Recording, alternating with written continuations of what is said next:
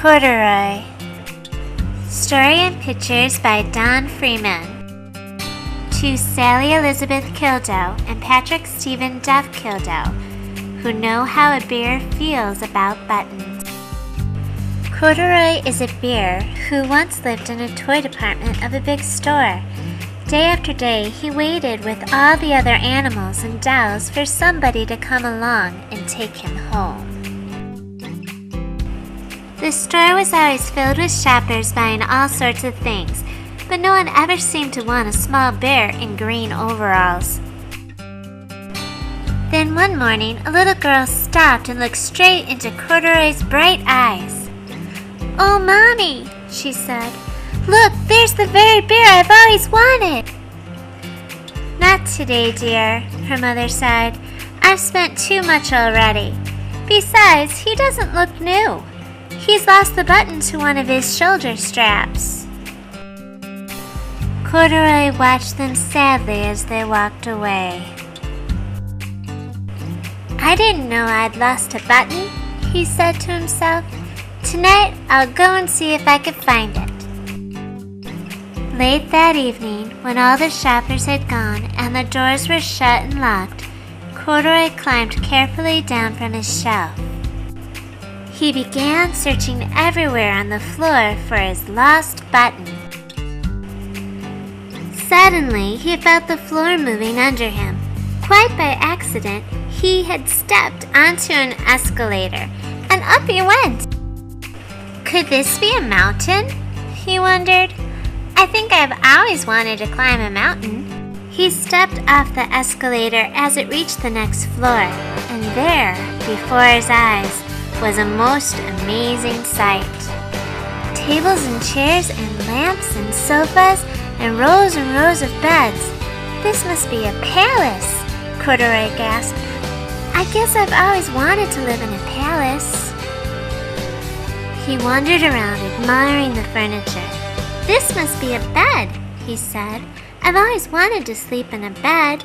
And he crawled into a large, thick mattress.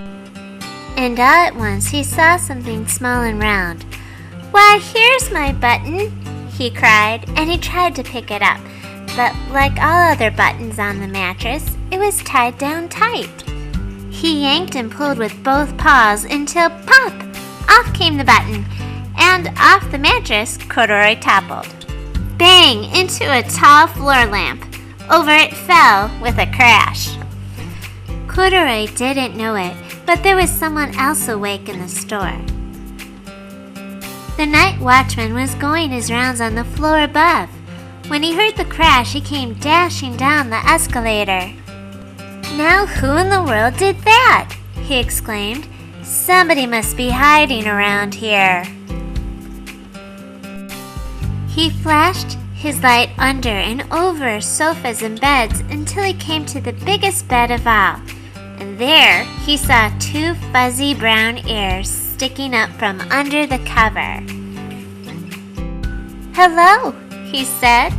"How did you get upstairs?"